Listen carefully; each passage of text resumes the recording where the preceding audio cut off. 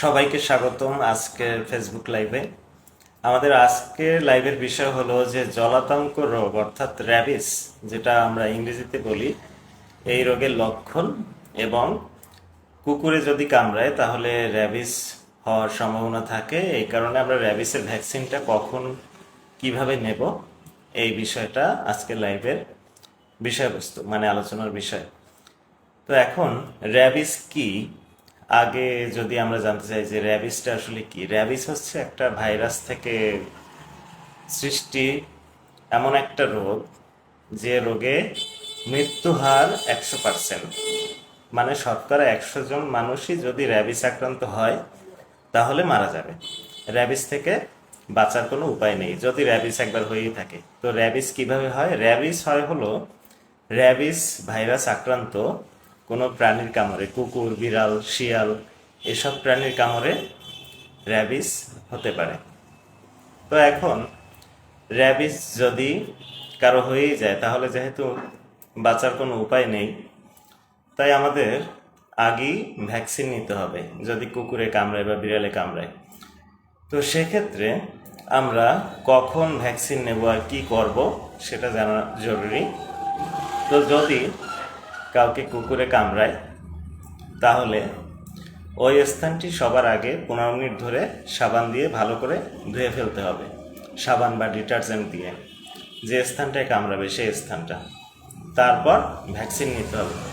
এখন কথা হলো র্যাবিসের ভ্যাকসিনের ডোজটা কীরকম আর কোন পরিস্থিতিতে ভ্যাকসিন নিতে হবে, কোন পরিস্থিতিতে ভ্যাকসিন নেওয়ার দরকার নেই, এটাই হচ্ছে আমাদের মেইন পয়েন্ট। তো যদি কোনো প্রাণীর, কুকুরের বা আর কি যদি শিয়ালের বা বিড়ালের লালা লাগে আপনার গায়ে বা চাটে, তারা স্বভাবটা এরকম যে তারা অনেক সময় হাত পা চাটে, সেক্ষেত্রে এটা হলো ক্যাটাগরি 1। এক্ষেত্রে ভ্যাকসিন নেওয়ার কোনো দরকার নেই, শুধু সাবান দিয়ে ধুয়ে ফেললেই হবে। আর যদি কুকুরের আঁচড় লাগে বা বিড়ালের আঁচড় লাগে অথবা শিয়ালের আঁচড় লাগে, সেই ক্ষেত্রে ভ্যাকসিন নিতে হবে।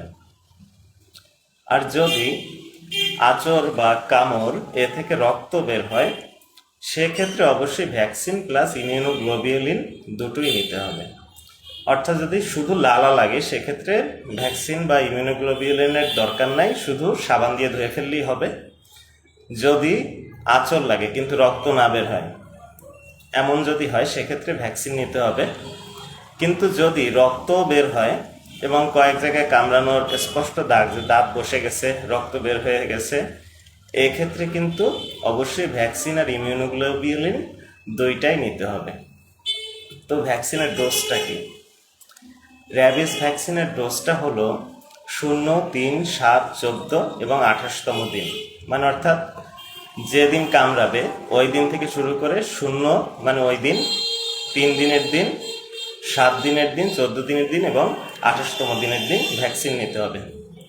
আর যে ক্ষেত্রে বললাম যে রক্ত বের হয়ে গেছে এরকমভাবে যদি কামড়ায়, সেক্ষেত্রে অবশ্যই ইমিউনোগ্লোবিউলিন নিতে হবে। ঠিক আছে? এখন কেউ যদি ভ্যাকসিন না নেয় অথবা দেখা গেল কুকুরে কামড়ানোর পরে র্যাবিস হয়েছে কি না এটা বোঝার কি উপায়? র্যাবিস যদি কারো হয়েই থাকে সেক্ষেত্রে প্রথমে কিছু জ্বর হয়, সর্দি জ্বর এসব হয়, পরবর্তীতে এক টাইপের পাগলামো শুরু হয়। পাগলামো বলতে অস্থিরতা। বলে না যে পাগলা কুকুরের কামড় খাওয়ার পর সেও পাগল হয়ে গেছে, এটা অবশ্য একদিক দিয়ে ঠিক, কারণ র্যাবিস ভাইরাসটা আমাদের ব্রেনকে অ্যাটাক করে বেশি, মানে ব্রেন আক্রান্ত হয় মেনলি, যে কারণে এই রোগটা খুব মারাত্মক। তো একটা পর্যায়ে যখন মানুষ আক্রান্ত হয়েই যায় তখন তার গলায় ব্যথা শুরু হয়। গলায় ব্যথা শুরু হলে গিলতে কষ্ট হয়, যে কারণে সে পানি গিলতে পারে না। এই যে পানি দেখলেও সে ভয় পায়, পানি গিলতে পারে না। এই কারণে র্যাবিস আক্রান্ত মানুষগুলোকে বলা হয় যে ওর জলাতঙ্ক হয়েছে, মানে জল খেতে আতঙ্ক। কারণ তার গলায় প্রচণ্ড ব্যথা হয় এই নার্ভাস সিস্টেমের সমস্যার কারণে। আর এইগুলো গেল তো মানুষের সাইন সিমটম, যে মানুষের কি হয়, কোনো প্রাণী র্যাবিস আক্রান্ত কিনা। কারণ র্যাবিস আক্রান্ত প্রাণী যদি কামড়ায় তাহলেই তো র্যাবিস হবে। তো ওই প্রাণীদেরও মুখ থেকে লালা পড়ে, প্রাণীগুলো খুব উত্তেজিত অবস্থায় থাকে, মানে মানুষ দেখলেই কামড়াতে আসে। তাছাড়া র্যাবিস আক্রান্ত প্রাণী মোটামুটি 3-4 দিন পরে মারা যায়। ঠিক আছে, তো যদি দেখেন যে কোনো প্রাণী 3-4 দিন পর মারা গেছে কামড়ানোর পর, বুঝতে হবে যে ওই প্রাণীর র্যাবিস ছিল। এখন র্যাবিস আক্রান্ত প্রাণীর কামড়ে র্যাবিস হবেই কিনা আমরা নিশ্চিত না, আবার হতেও পারে। যদি হয় সেক্ষেত্রে যেহেতু মৃত্যু হার 100%, সে কারণে অবশ্যই ভ্যাকসিন নিতে হবে। ভ্যাকসিনের ব্যাপারে কোনো দ্বিধাদ্বন্দ্বে থাকা যাবে না। যদি মনে হয় যে আসলে কুকুরটার হয়তো র্যাবিস নাই, বিড়ালটার হয়তো র্যাবিস নাই, তাহলে আমি ভ্যাকসিন নেব কিনা, এক্ষেত্রে দ্বিধাদ্বন্দ্ব না করে অবশ্যই ভ্যাকসিন নেওয়া ভালো, তাহলে অন্তত নিরাপদে থাকতে পারবেন। আর যদি র্যাবিস আক্রান্ত হয়ে যায় তাহলে সাপোর্টিভ ট্রিটমেন্ট ছাড়া অন্য কোনো কার্যকরী চিকিৎসা নেই। ঠিক আছে, সুতরাং সবাই ভালো থাকুন, সুস্থ থাকুন।